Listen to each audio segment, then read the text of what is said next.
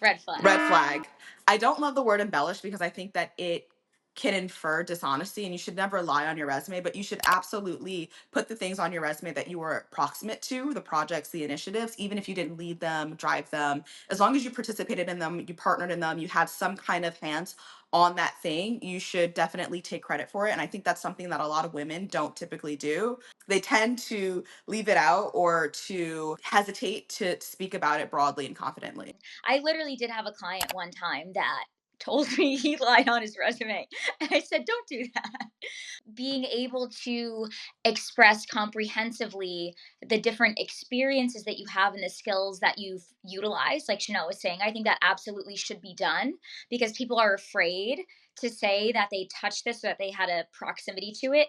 And sometimes that's the thing that's actually going to move the needle forward. Again, totally agree that you need to show people what they want to see to know that you're qualified, even if it wasn't a formal part of your job title or job description. Red Red flag. flag. I always love the idea of volume shooting. You should apply a lot, especially in today's job market, but they should be targeted applications. You should be applying for things that align with where you want to go as well as your skill set instead of spray and pray. I think that it's less efficient and it doesn't set you up for high morale when you get turned down from a bunch of places that you never actually wanted to work for or qualified for. I've never heard spray and pray, but I like that.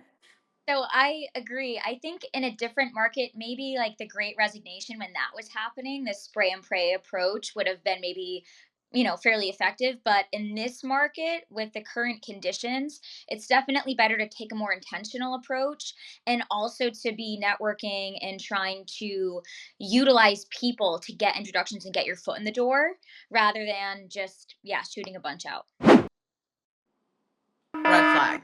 Green flag. There are pros and cons to job hopping, right? So, some of the green flags of job hopping would be that you get to not only engage in a new company and in a new role every so often. One of the biggest benefits that people talk about is keeping themselves competitive in terms of salary.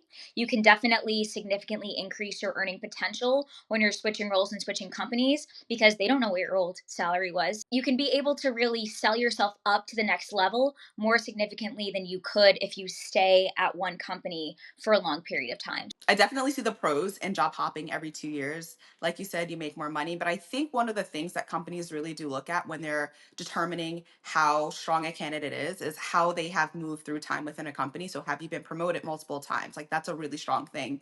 I definitely love the idea of people making more money and getting more exposure to different things. But I do think that there's still something to say for consistency and rising through the ranks through time that I think is really competitive.